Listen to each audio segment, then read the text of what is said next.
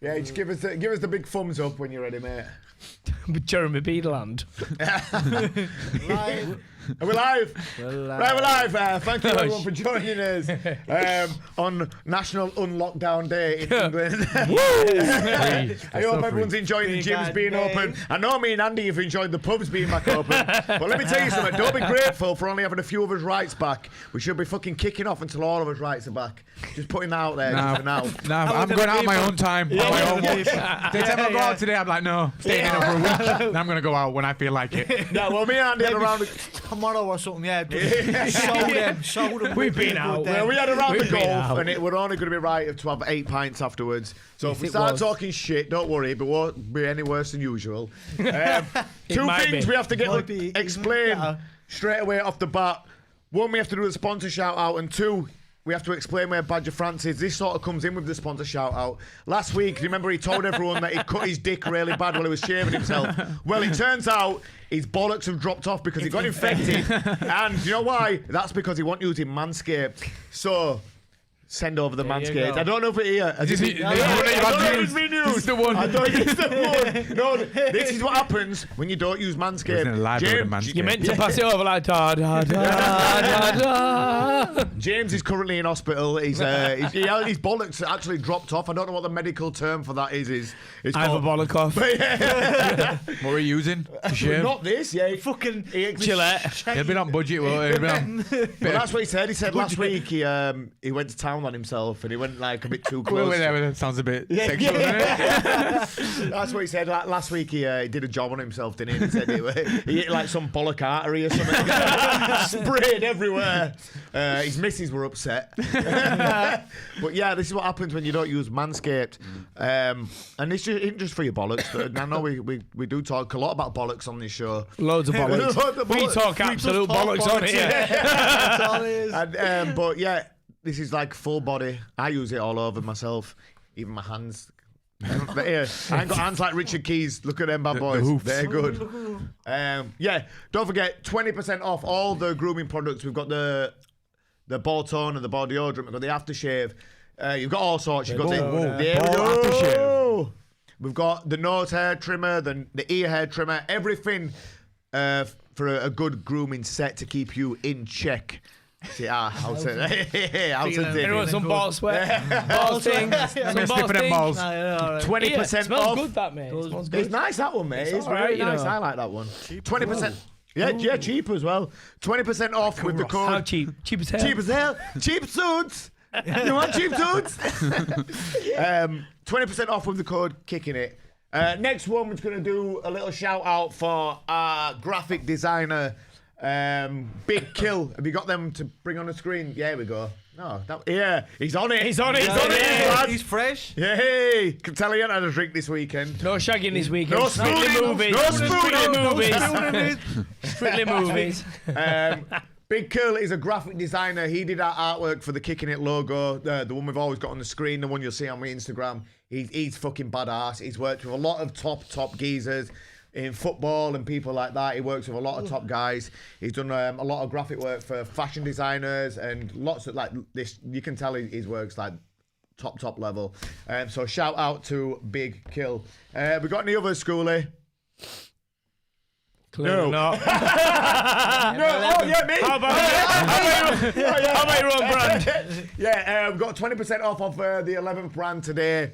It's just to do with the gyms going back. Thought we'd give you 20% off everything on the whole store. It's not just gym wear, it's like everything, hoodies, tracksuits, the lot. So yeah, Schoolie, that's the old stuff. Put the new stuff on. Yeah. He's fired again. He's back. You're fired. He's back. Wait, you're rehired. Yeah, all the new stuff is 20% off. All the old stuff is 20% off. Literally everything online is 20% off. Okay. Right, let's get down to business because there's been a lot of good smackdowns going on. We're going to start with one championship because the main talking point, I think, of any Muay Thai at the minute has got to be Rodtang versus Daniel Minity Williams. Andy, an old foe of yours. Listen, Meleady stepped in late notice to take this fight, and there's a couple of things that we need to put into perspective here. 100%. Number one, he was training because he knew about the fight, but when you don't know about when you've got a fight, if it's a 50-50, saying, if someone said to you, train hard, keep yourself in shape, you might be fighting, you're not going to have that same intensity. It's mentally draining. You can't do it, can you? It's fucked. But he fought you at 55 kilos, is that right? In Australia. We fought for a CMT title on John Wayne Parr show at 55. Since then he's been fighting. I think he's had one fight. He won. He beat Lumpini top 5 Thai for the WMC world title. A year later, and then since then though he's been fighting MMA up at 57. So this fight was against the most feared 61 kilogram Muay Thai fighter on the planet, who weighs 61 on the day in stadiums as well. Let's not forget that. Not just on 2 days before, whatever. So he said he was going to stand there and trade punches with him. He didn't fucking lie, did he? And listen, everyone who fights Rod Tang goes, I'm going to stand and trade with him. And no one has. And they all fucking lie. And run away. As soon as they feel the heat, they feel the pressure, they back up or they run around the cage or the ring or whatever, but none of them do it. This guy stood there and did it with that weight disadvantage. We've taken it on that late notice. After getting dropped in, here we go. Look at him. He's a crazy little guy. Good dance moves. I marked him with a big left hook in the force and sort of shook Rod Tang a little bit as well. Well, did you hear the commentators talking about that he's had to like switch up his game sort of thing? Because Rod Tang, he like sort of rocked Rod Tang in first round. And then Rod Tang like, do you know when you think you're gonna come out and smash somebody, and then we go, oh wait there, listen, reassess. He is fucking hard. So when I fought Meleady, he got dropped. I knew he was tough when I fought him. He'd fought Aaron Lee, who was at the time I think he was 48-0 when he fought Aaron Lee. And Aaron dropped him 3 times. He dropped him round 1, 2, and 3, and he came back to knock him out. So I didn't hold him lightly. I knew he had power. And he banged me, and I thought, fucking hell, this kid's got power here. Did you see in round 2? Rod Tang had to start switching up to legs then. Well, that's it. He changed his game plan. He gained immediate respect for him. Going anywhere. He gained immediate respect from him after round 1. Because I think Rod Tang just thought he would come out and just blow him away instantly. But he did. Well, that's the thing. But most of these fights that Rod Tang goes into on one, he's got no respect whatsoever. He's got none whatsoever. And at the end of this, you saw Rod Tang drop. That's what I was going to say. There's only 2 times I've seen him do that. The second fight with Haggerty. And that, because Haggerty got up and had a row with him and tried to give it back to him because he got dropped twice. He had no choice. Yeah, but and in this, as soon as that final bell rang, he just dropped to his knee straight away. Yeah. And it was straight away. It was like, fuck me, good lad. Well, they just stood toe to toe, banging. Now, this is the thing. I've spoke to Meleady since the fight.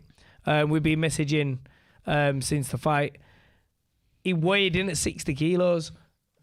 He weighed in 1.5 kilos under the fight limit. He walks around at 60, so he's asked to drop to the strawweight division. So he's moving down to mine. Now that brings up a whole shit ton of excitement.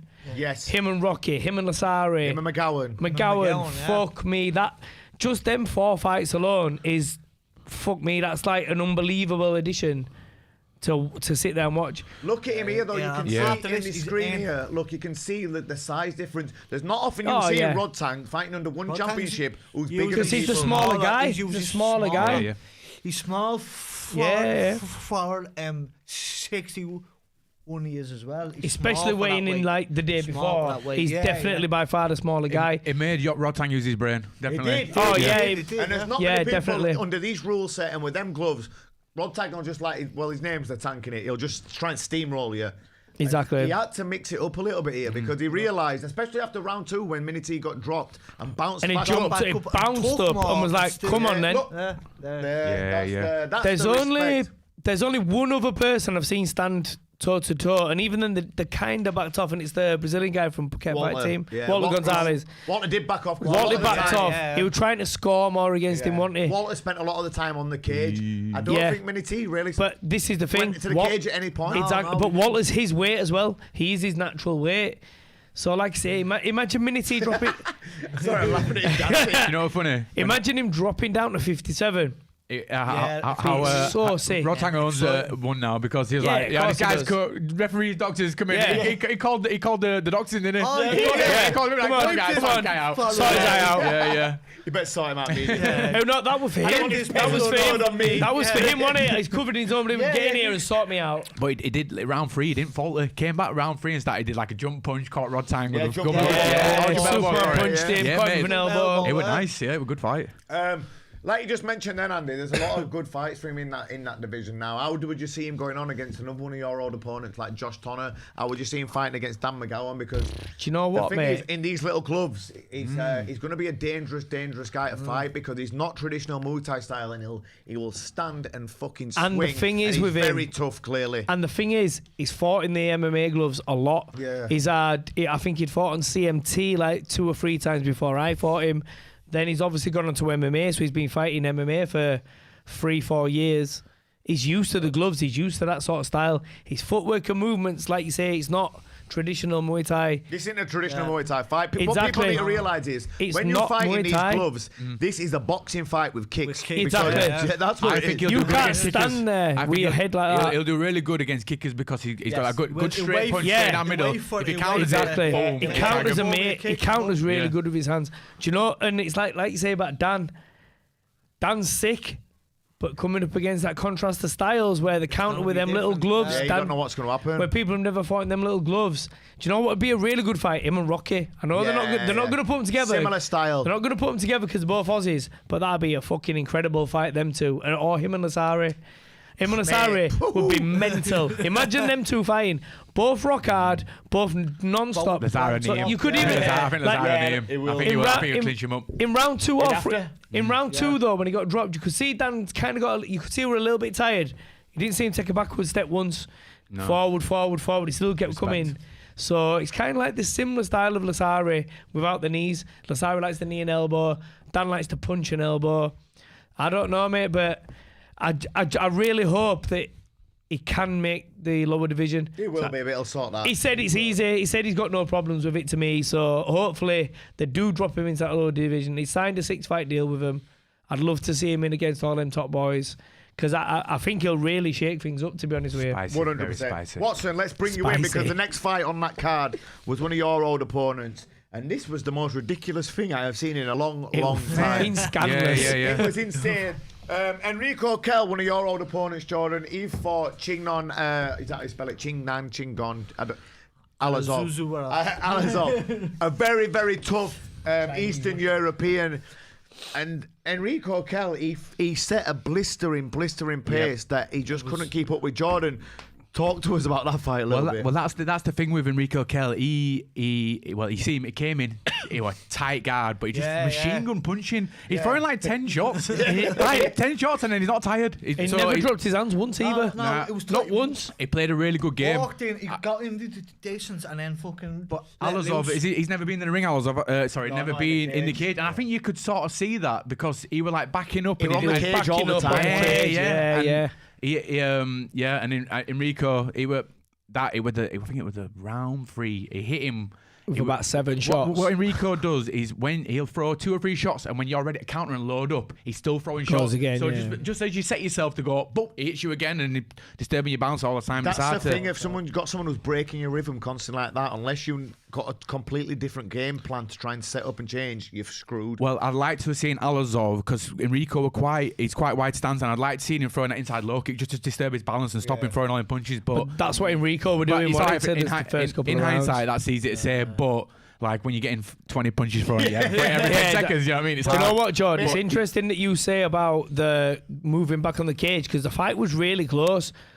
Do you think that's kind of what tipped it in Enrico's favour, the pushing him back all the time? It could have been, but it's like in your peripheral vision when you haven't got the ropes and like it sort of disturbs you a little bit, doesn't it? Because you're not in your comfort zone anymore. Well, that's what happened to me against Pech Morocco. I got stuck on the cage and fucking knocked out. There's nowhere to go either. There's nowhere to go. As soon as you feel your foot touch the cage, like you say, in hindsight, you should probably move. Yeah. But like when you've never been in it before. Yeah.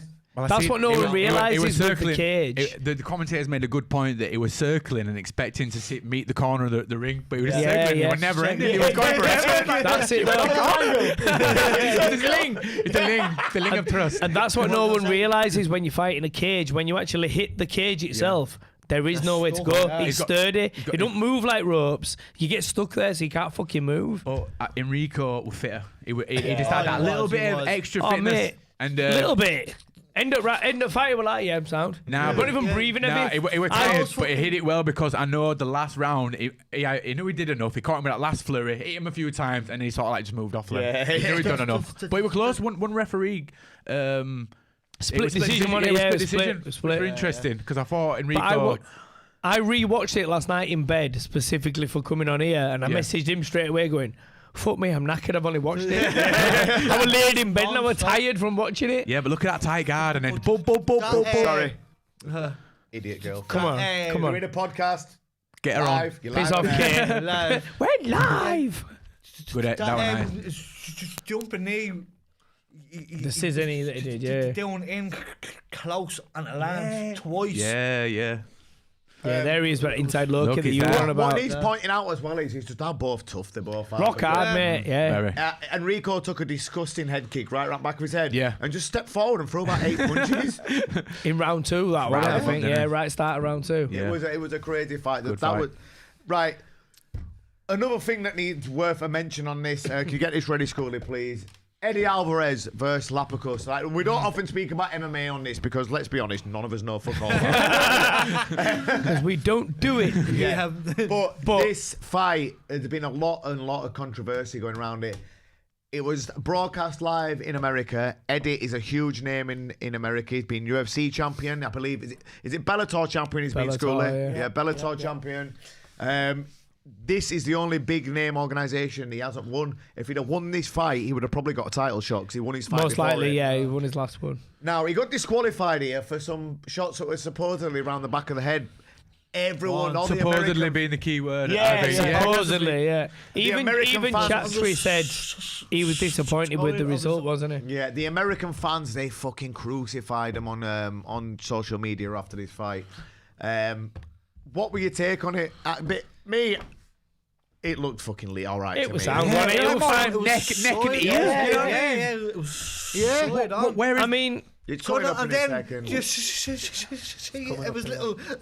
Yeah. Well, after 10 punches, he got himself stretching out and went to hospital. Yeah, exactly. Yeah. He would get a flaming whippy and laugh like that. That's the big thing about it. He turned him. That's not back of the head. That's not back of the head. His head. He turned it. Yeah. That's not a fucking foul, especially from that angle. No chance. That's not a foul. That is disgraceful. Wait, so bang out of order. I'm sorry, but look at that. I feel really sorry for Alvarez. I feel more sorry for him because he'll got fined 20% of his purse as well. Yeah, or is it exactly. 30% for a red card? 20%. Richard shit, he's not bothered. Yeah, true.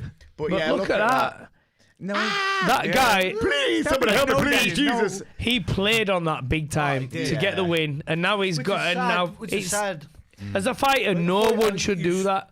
No one. It's pathetic. Let's be honest. Yeah, it is. It's a shithouse way out of a fight, innit? You know what I mean? What's the guy? Has anybody has replied?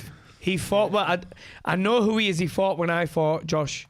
And he is good. He was in like title contention, but look at him. You know what I mean? That's just playing on it. There's no need for that. Counting his money. Have you seen that video? Have you seen that video of Eddie Alvarez crying backstage? Oh, I saw. Yeah. To the one guys. Yeah. It was bad. It was sad, really. Like, but it's a man's career. Like no one. Everyone thinks, it's just a fight. It's not just a fight for him. That's the next stepping stone to fighting for the belt. Yeah, he's got to earn him more money. He's like a cheater on there. Is that where? That's probably why he's probably more disappointed. I think Alvarez is older than me. He's getting towards 36, 37. He hasn't got long left. So he wants the belt, same as you. He wants the shot of the belt. If he won that fight, he gets a shot of the belt. His money goes up yet again.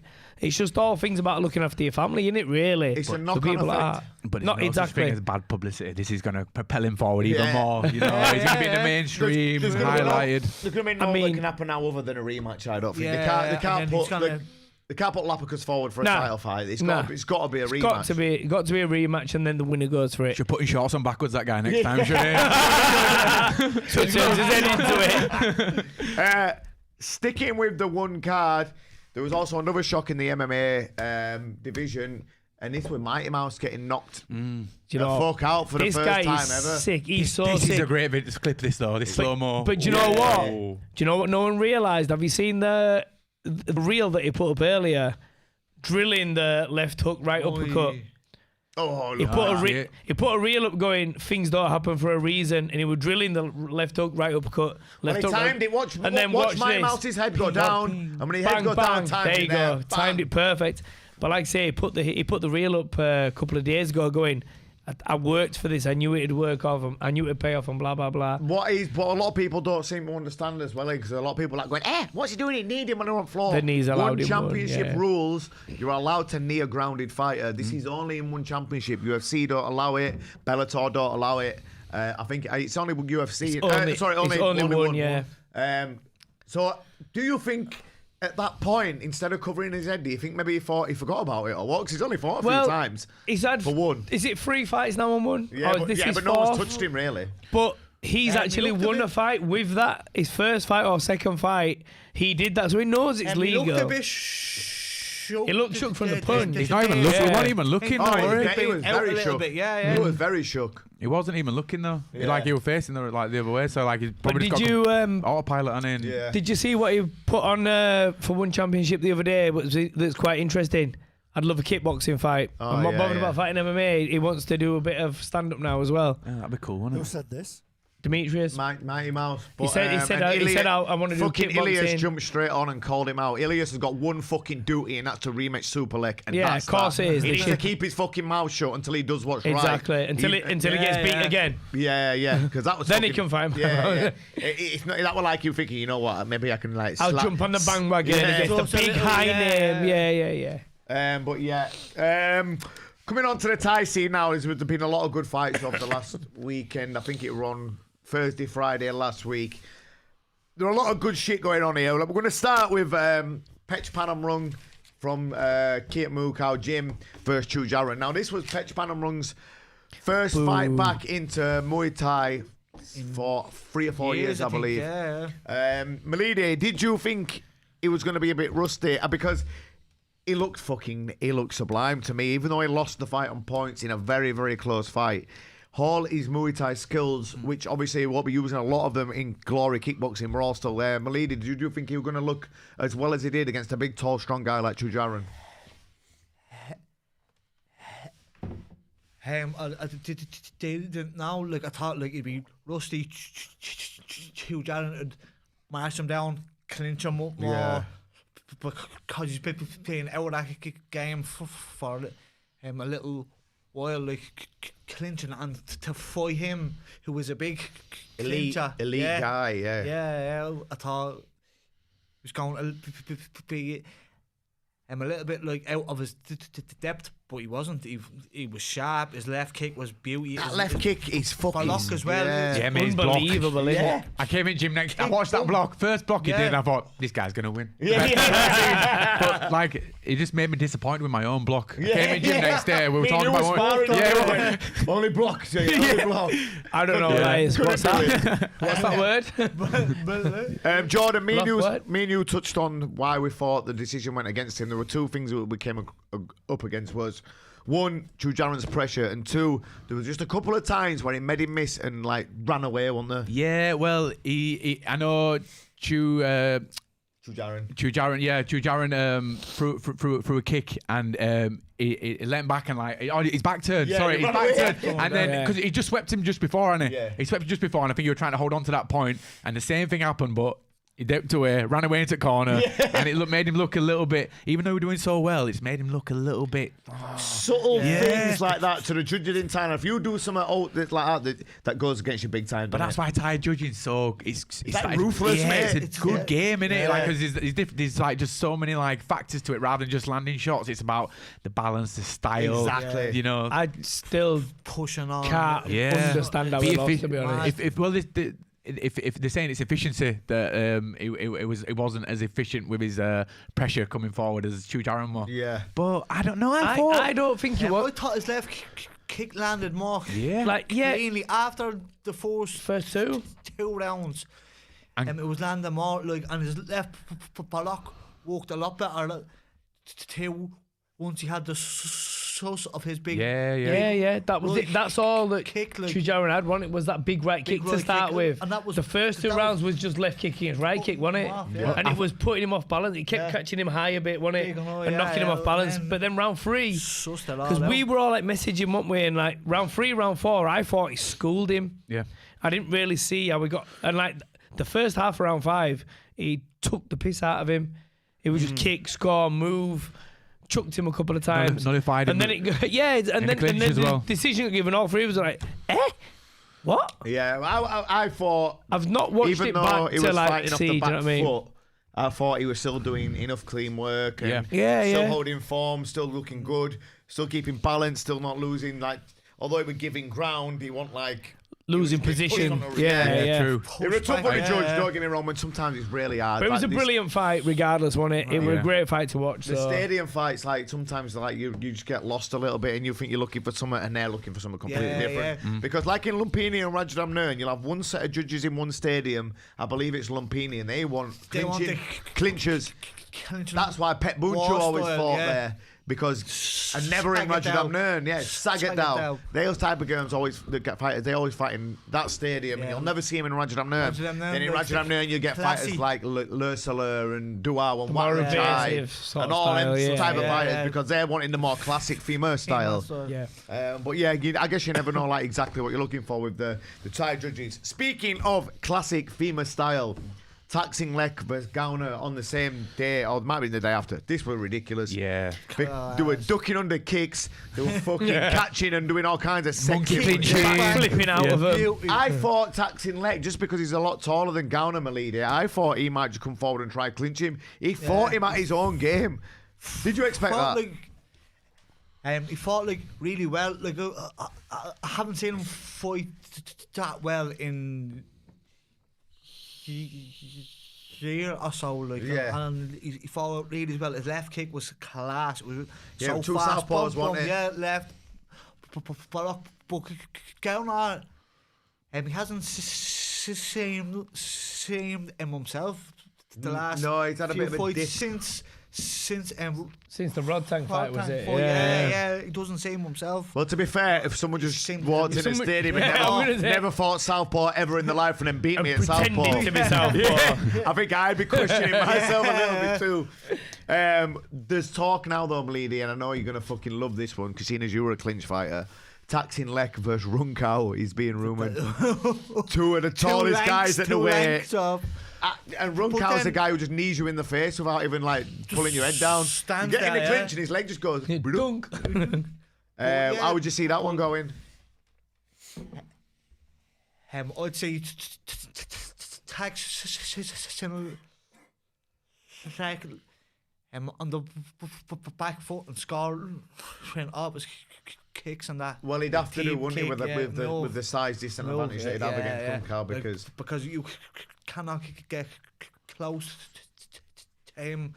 That was just fuck that. He's gonna get kneed in the face. Also, all around that weekend, we had a fight that everyone was looking forward to it, and I thought it might be a bit more explosive, but it was a slight bit of an anticlimax. There was Runkit and Superleg. This was a classic southpaw versus orthodox fight.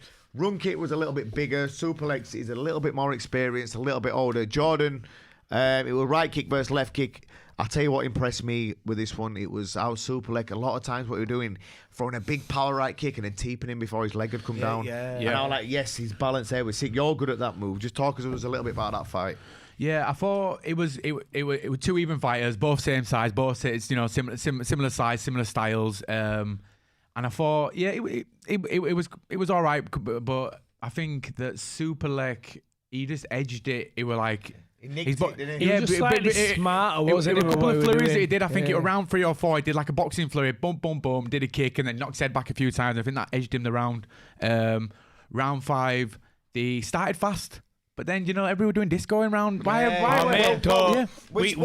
about this, didn't we? No gamblers there. No gamblers. To say, so, right, in round 5 or end of round 4, if you're closely losing a fight or one of you is just slightly behind, you'll have all the fucking gamblers on your back ready to give you a big tip if you win.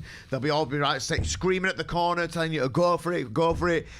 There's no one there. None of that at the minute. No one there at the minute in Thailand. No one here screaming. None of you carrying on. No one's offering a big fucking 30,000. So it's just a dance-off 40,000, round 5 at the minute. Yeah.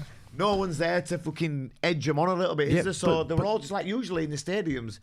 They'll go for it for like a minute and a half. I'm going to say, you normally get at least half the round, don't you, where they're going for it. Yeah, now it's like 30 seconds, fuck it, 2.5 minutes, just dance. Yeah, well, no, they ended, I think they ended most part. There were like three fights at the end of a minute early. Yeah. Like I watched it only like just dinging bell. But like, how can it be so close where you both think or did they concede? I don't know. No, like, but they honestly both thought they won in that fight. Yeah, we had this conversation about the Petchtam fight last week, didn't we? Where we're like, I was like, why is Petchtam standing there going, I've won here? Yeah. When clearly he's doing what his corner are telling him. Yeah. You can tell it. You can see him looking to the corner. Yeah, the corner are telling him something. They're fucking going. Yeah. I don't. Like, as a fighter, though, you know if you've won or you've lost, don't you? Let's be honest. But to be fair, mate, I know it's different in Thailand, isn't it? Yeah, I know, but in my head, I can't.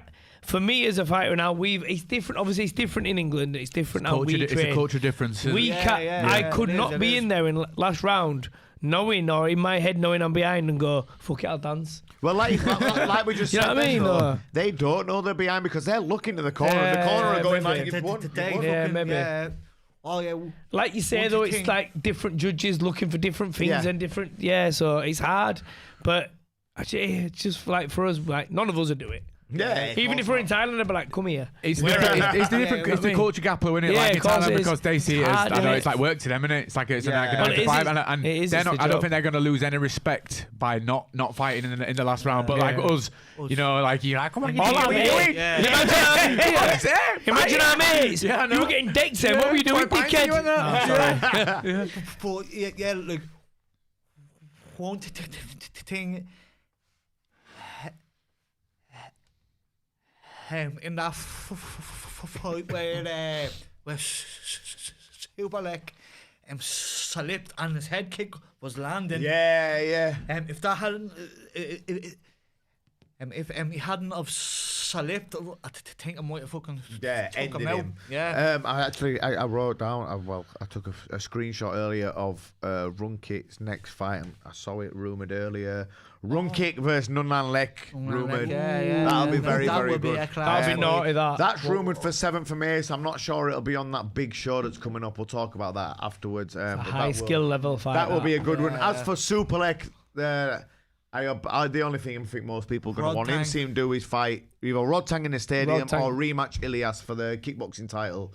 Other than that, I'm not sure what else we want to see him do because he's been involved in all the biggest fights there is at the minute. Next on the same show was one of the other talking points. It was Pampayak versus Chamakton. Oh, yeah. Now, Chamakton is miles bigger. He's a clincher. Pampayak has had a few obstacles to overcome at the minute. One, I don't know whether he's been kicked out of his gym or leaving his gym, but he's just joined Phuket Fight Club. So leaving Bangkok to go in Phuket. Every time I've ever gone to Phuket, all I'm doing is on beach. I'm at reggae bar. So yeah, Chamakton, big, strong clincher. Pampayak fights at 135 max. Chamakton fights at 140 to 154. He stopped Jay Tonkin at 70 kilos. He's beat people like Charlie Peters at 69 kilos. He's beat a lot of good guys at massive weights. We all thought, well, when Chamakton grabs him, he's just going to smother it. Jordan, you watched this one, didn't you? Yeah. Pampayak, did he impress you with his style, his kick, his teep? Because he did with me. Yeah. The first round, he did like a sexy move. He did because he's southpaw in it. Fake right teep, step round, pulled his arm down, back elbow. Yeah. Didn't lose any form. Didn't lose any form. Kept covered up, and he just, I don't know. After that, you could just see these levels in people. In the, he sat there and went. He's got I played it out 5 times. I'll be proud. Fucking oh my god. He's got good skills, and that lead leg that he uses just to move around against his orthodox opponents. I think it really nails him. Well, what he does with that, he lifts it, and then all of a sudden, some fucking teep just comes like an absolute jackhammer. Yeah. It's unbelievable. That. It's like a donkey kick in it. Powerful, Yeah. Meleady, you were a clinch fighter. It must be tough when someone when you got Cham at Tonga, we're just marching forward to clinch all the time, and he's just getting nullified. Yeah, it's constantly. Faro straight in the fucking is.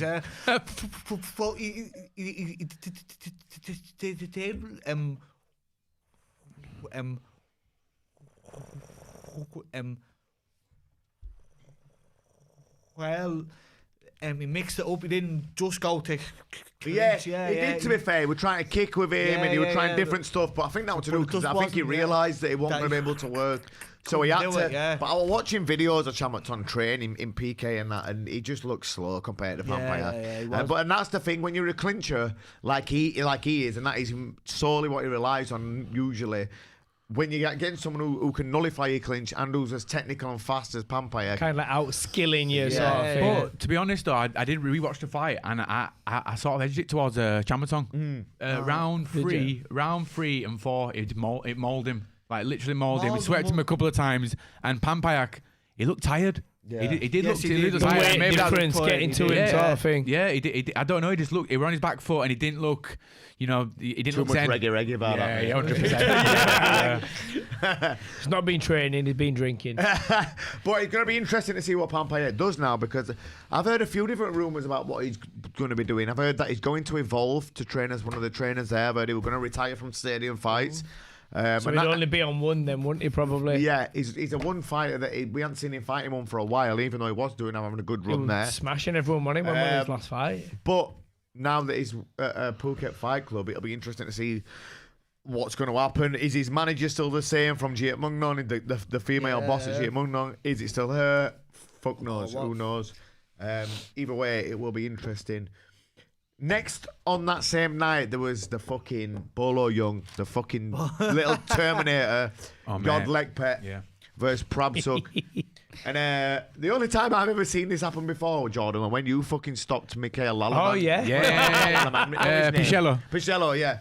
When someone blocks your kick and they just fall down. Dive on the floor. I was watching Jordan Legpet's kick, and have you seen where he aims it above the knee? Yeah, he don't go side at knee. He goes and I feel like that's a soft spot in it. And I think that must be where I kept replaying it to try and see it, and he must have just hit him right above the knee, like knocked him out, didn't it? I'll tell you what, it helps when you got legs like a fucking rhino as well, though, doesn't it? He's just an absolute beast, and you know what? Tank, innit? He's Here he is. Did you guys watch it? Did you see him fight Rod Tang? Yeah, mate. Yeah. Rod Tang outclassed him, but he didn't. You can tell. Look at his like there. It's very accurate. Look at his face there when he blocks that. He's biting on his gum shield there. Yeah. He's biting his gum shield down, thinking, "Oh no!" Every block he's like, "Oh fucking hell, that hurts." But and like we said, I've never seen anyone just like. You know what? He was just kicking his shin and thinking, I know this is it. He wasn't even asked, were he? He wasn't bothered. His eyes at legs, though. Yeah, look, it's a fucking horrendous. This is a stoppage coming up here. But Prabsuk is a big, dangerous, strong guy as well. So that were hurting. That were hurting not blocking it. And you can tell when a Thai starts doing jump knees like that in round 2, the desperate. Oh no! I felt the pain. Felt the pain. I can't get up. Yeah, he's the nerve above your knee. You can touch it, and you know what I mean. When it's relaxed, because his legs gone, and it's a bit straight. And once your legs straight, I mean, look at state of him, bless him. Yeah, that's a snatch shin. That in it. Yeah, he ran a bad way. Look on his face there. Yeah. No, that says. But yeah, Jod Lekpet is now. That's a scary guy. That. Yeah. He's Bolo Young. His back. Yeah. Jesus, he's got some solid shots. Solid hands.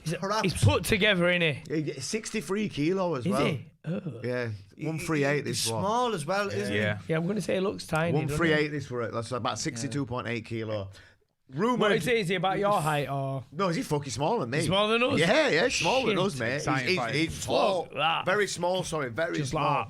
But his next fight, which has been rumoured, is Pech Mahachon, who had that war with Sexan. Yeah. Imagine them two. That's going to be two little tanks. Yeah. Ivory's booting his leg now. Well, I mean, fair. It was him who booted his leg off last time we were on here. But Pech Mahachon looks like copied the style, kicked his leg to fuck. Had a real close fight with him. But those two, putting them together, Meleady, is going to be nothing but fucking Leg booting. Yeah. Two punches. short, solid, stocky guys that don't know how to take a step backwards either. They'll both just stand there. It's going to bounce off each other out there. That'll be good, that. Rhino versus a Rhino. And that's Yeah, what it's gonna be. exactly. Exactly. Let me just grab it up on my phone. There's a big show. These are all the best fights that have recently happened. But there's a big show coming up soon. We mentioned vaguely last week that Kulabdan might be rumoured to fight Sangmani. I think this has been confirmed for a huge show on May the 2nd. So on that show, other rumoured fights are looking like Ripwadar versus Samapech Fairtex. That's going to be That's going to be sick. That's a good fight. Ripwadar has been out of the ring a little bit. He came back and he lost to Ferrari recently. Yeah, Samapech has been knocked quite out, active. knocked out Pongtari, been active in one championship. So that will be good. Obviously, Kulabdan versus Sangmani on the same show.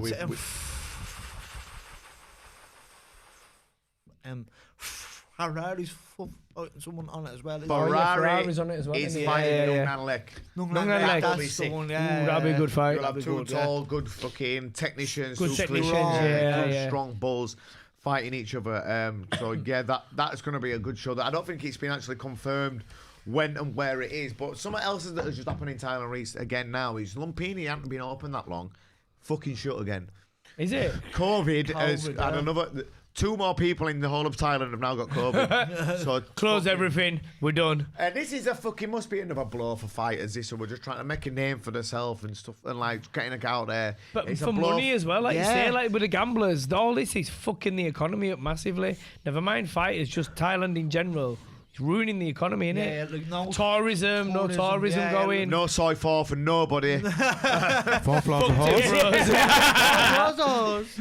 No more Dr. BJ's.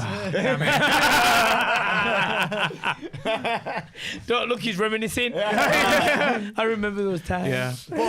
But like what we pulled up last week on here, like fucking poor Sexton's purse last week with 50,000 baht, and he had one of the most ridiculous wars that we've seen in a long time. Scandalous. 50,000 baht, then don't for forget probably grand. a quarter or half or whatever's going to his boss, his manager in the gym. And he's coming out of it with what, 500-600 quid, something like quid for doing that. It's sad at the minute. They need the gamblers back in the stadiums. They need the stadiums open, not just shutting down every time a COVID case pops up. Yeah.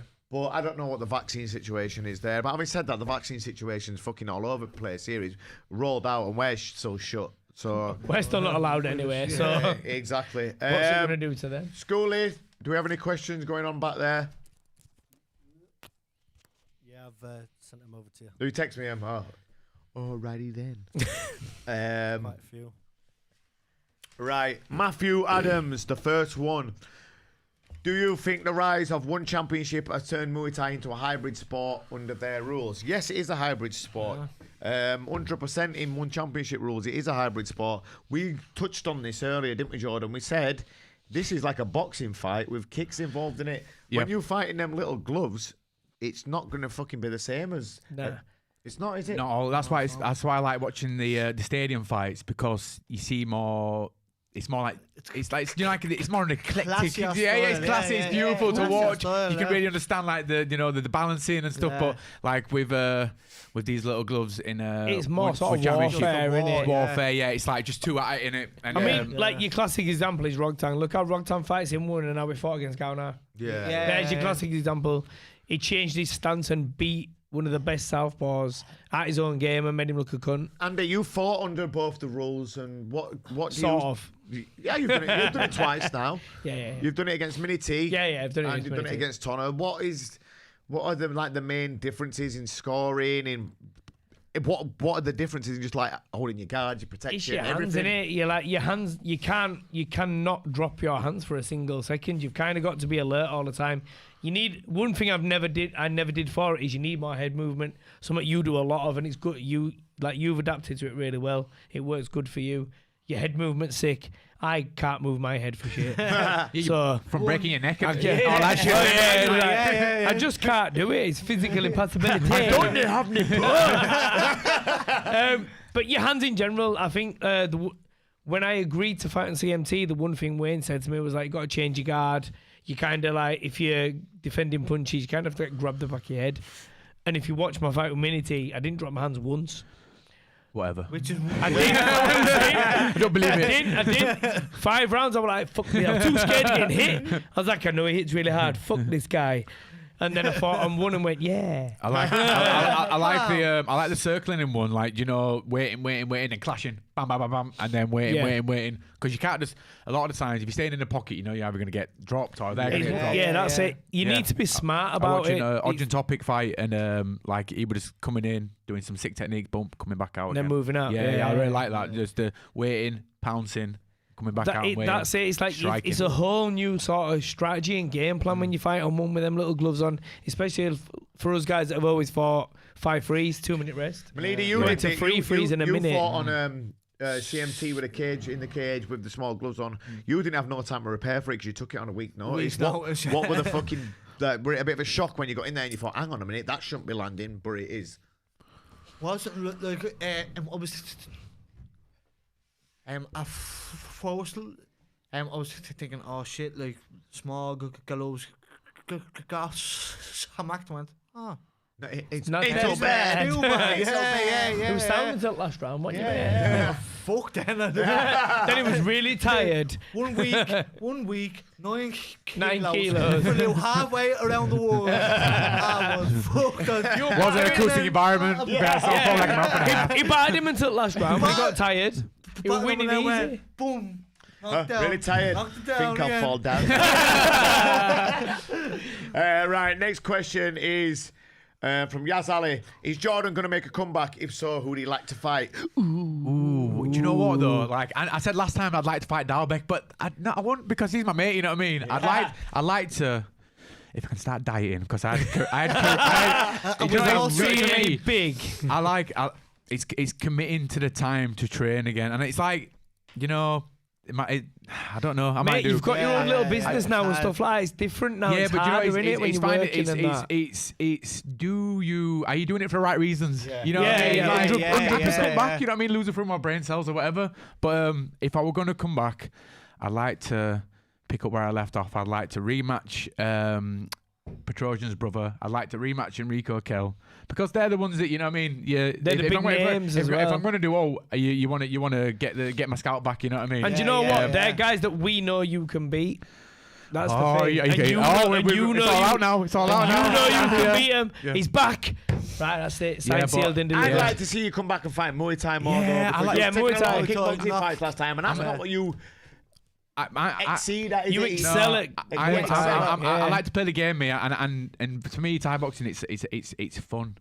K1 is not fun. No, it's not fun. I've never fought kickboxing 3 times and I hated it every time. I don't know Even why. when I won, I hated it, mate. Do you know what? I like to just wait, pull up my shorts a little bit. You know what I mean? Get my legs out. All the times that anyone's ever watched you fight and thought, wow, Jordan's sick, it's always Muay Thai. No one's watched you fight K1 and go, that were ace. K1's rushed and you're nice and relaxed and I've started playing darts now, though. And your timing. Yeah, I'm getting better. Is that it? Playing darts, moving around the clock. Yeah, I'm gonna. Don't take your eye off the. We're gonna be cheering them on next year.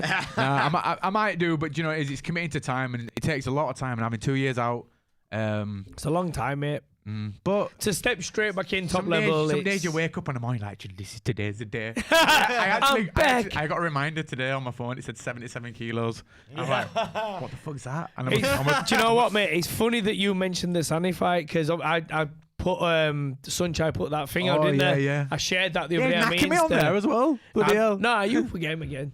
But someone with little Jacks, little Scottish Jacks to Detroit sent me a message going, I'd love to see them fight again. I was like, I don't know, mate.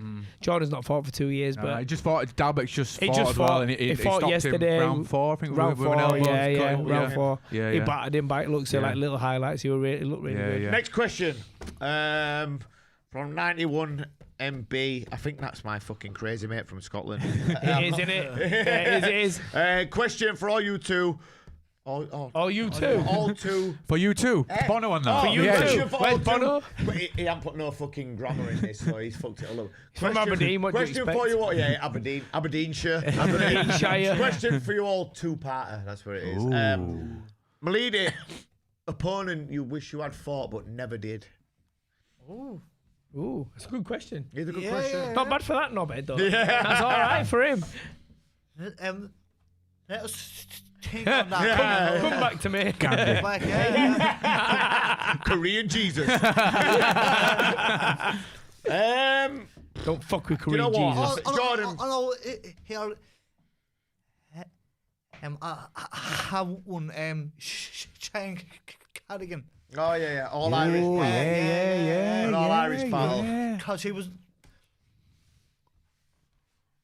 like a world champion and that, and so yeah. Yeah. It's not all that. You know what? Yeah, but I smugged him off. the Irish crowd are the best as well. Imagine that. That'd have been ace in Dublin. That fight. It'd have been a good fight in Dublin. Jordan, me and you fought most of the fucking top guys in 70 kilos and down at our weight. For me, I think I want to fight Nongo. Nongo's the only one who's not been on my list of Sanchez, Sagatdal, Pechmorico, Anawat, Nampo, and Samson are all on there. I think Nongo for me. Jordan, at 70 kilo, is actually anyone left who you haven't fought? There's not. Jesus. I don't know, but I can't remember. I've lost that many brain cells. Literally. Fought Yod, fought Bukau, fought Kem, Ekpratcher, Sayok. There's no one that level. Is Petch 70 kg? Yes, Pechmorico. Yeah, Petch. Yeah, do you know what? If I came back, I wouldn't mind fighting like get some fucking revenge for me. Pitching D. Do you know what? I'd like They've got to some fight good guys at boys. pitching D. Yeah, they've got some good 70 kg guys. I fought Sogro, so I've got one of their scalps. Yeah. So it'd be nice to it'd be nice to fight some. Jump back in there. But that'd be nice. But do you know what it is? It's time, innit? Have I got the time? Yeah, you have. Probably. You're still a baby. Yeah.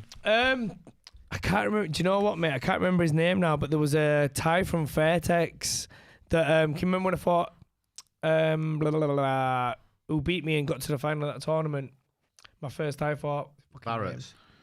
Chim Richards. What's his name? What tournament? No, he beat, who is it in the chicken tournament in the final? What's his fucking name? In Thailand. The Thai I fought, my favourite fight. Cantipong. Oh, fucking hell. Elbows. Speaking about brain cells going. So after I fought Cantipong fought in the 8-man tournament, the chicken tournament. He got to the final against the guy. Tubnar sits Romsai. What was the guy from Fairtex that won it? He beat him in the final. I can't remember. I can't remember his name, but he was one that was on the cards a few times, and I'd thought about fighting him, but it obviously never came to light. Also, this is part 2 of his question. Tawan Chai, one debut has been long teased. Any idea when it's happening and who do we know the opponent will be? Well, I know it has happened. I know who the opponent was, and I know the result. As do we all, but we're not allowed to say. So we apologise for that. Next pensioner. Talking about brain cells. That's right. Meleady, you're up. You're only one to talk shit now. Any more this is from Simon Benjamin. Any more details on your cow fight, Liam? Does Andy or Jordan plan to have any more fights? We've answered them already. The Yokao fight, I don't know. It's still all up in the air at the minute. I will be on the show. Opponent to be carded, is that what it is? Confirmed. To be Cardi B. This is a good one. Hi, folks. This is from Beyond Kickboxing. Hi, folks. Was watching Andy's fight with Nobuchiko Torado at Crush 21 the other day. Crazy back and forth brawl. I was wondering what's going on through one's head in such a frantic frenzy. One's head, I like that. One's head. What was going through my head is I got hit with a massive punch, and then I didn't know what was going on. So I swung my arms about, he hit the floor. I swung my arms around again, he hit the floor again. Then I got sparked. That's what was going through my head. That was it. I had no idea what was going on. I was listening to Vinny and swinging. Yeah, you know, like when you get hit with a hard punch, and it's like, not when you're in bath sometimes, and like you're underwater, how your voice sounds to you. That's how Vinny sounded. And I was like, I have no idea what you're saying. I don't know what you're saying at best of times, you squeaky voice little man. Right now, I have no idea. So I just went like, and I came out on the second position. Bastard. Last question. Muay Thai Magic. Will Liam Harrison be on the Yokao July card? Yes. Yeah, Yeah, it's looking like that. Thank you for tuning in. I hope that was informative for everyone. I hope everyone enjoyed our take on the fights. We will be back again in a couple of weeks' time. There's lots more good fights coming up. We will always be here to cover them and give you our insight. Apart from when we're in Dubai. Boys, thank you for joining me. Stephen Meleady, Jordan Watson, Andy Howson, my team of Muay Thai. What's the word? Idiots. Bellends. Thank you for listening, guys. We'll be back again soon. Cheers. Thank you.